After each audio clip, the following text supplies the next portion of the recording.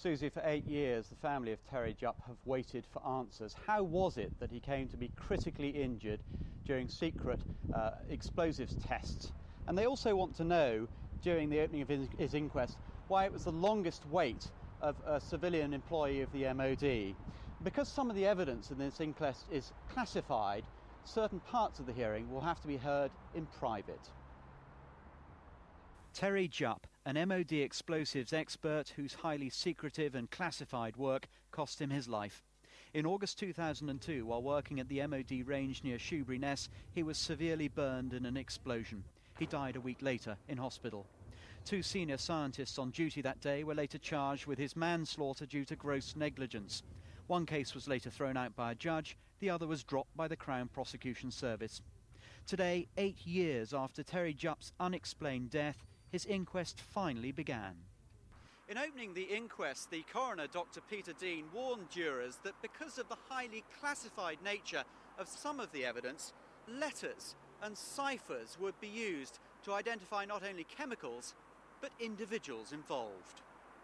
The inquest heard written statements from Terry Jupp's parents. They described the devastation his death had caused. They questioned safety precautions in place that day.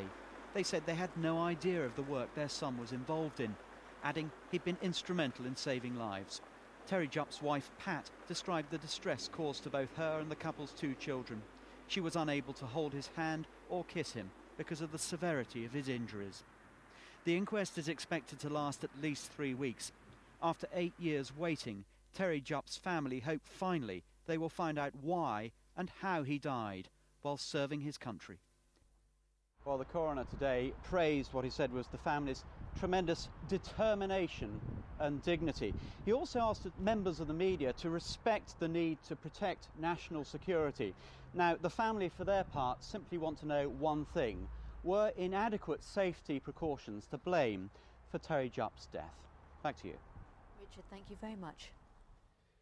With the death toll rising in the floods in Pakistan, lots of people here are waiting anxiously for news of family and friends. So far, 3 million people have been affected in the worst floods in the region for 80 years.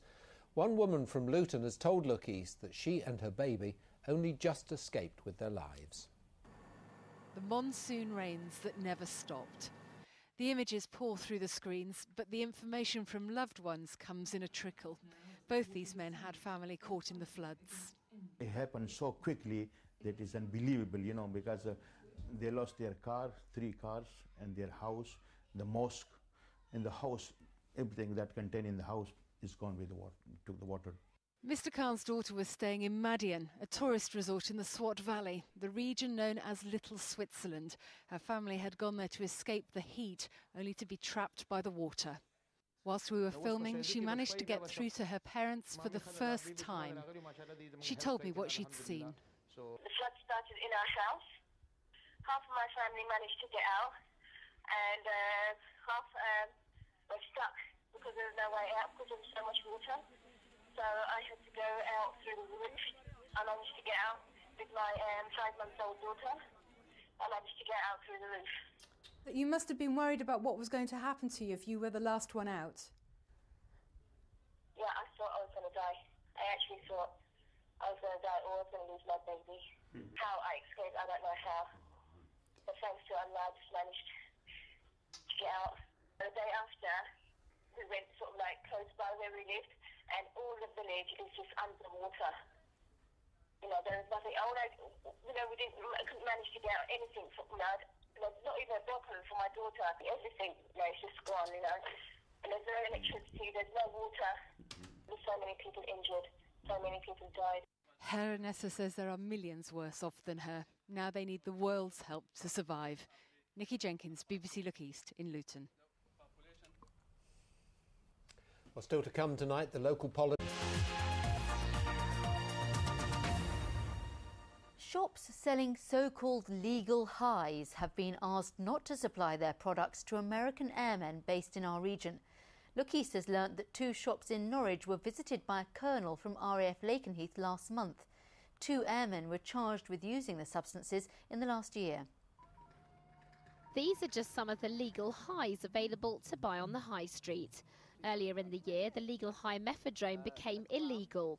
That drug may have been taken off the shelves, but plenty of others are still for sale. And it's that concerns the US Air Force. They've asked trading standards to help them stop shops selling them to airmen based at RAF Lakenheath in Suffolk. In relation to the products which the US Air Force have got concerns about, we understand that, and where a product can currently be legally sold and marketed, if the US Air Force have got particular reasons which we understand about not doing that, we'd support them with that, but we make it clear to businesses that might make such a decision that they're doing it voluntarily. This shop in Norwich is happy to comply. Following a visit by a USAF colonel in July, they've put up a sign agreeing not to sell the substances to airmen. Head in the Clouds say everything they sell is 100% legal, and they've been part of Norwich society for around 40 years. They say they'll do everything they can to comply with Air Force-based requirements for service personnel. Those substances can be very damaging and are definitely a threat to the health and safety of our fleet. So that's why we take it so seriously and why we've taken such an aggressive stance. Airmen were initially banned from going into shops selling legal highs altogether, but now they've all reached an agreement that ban has been revoked. Felicity Simper, BBC Look East, Norwich.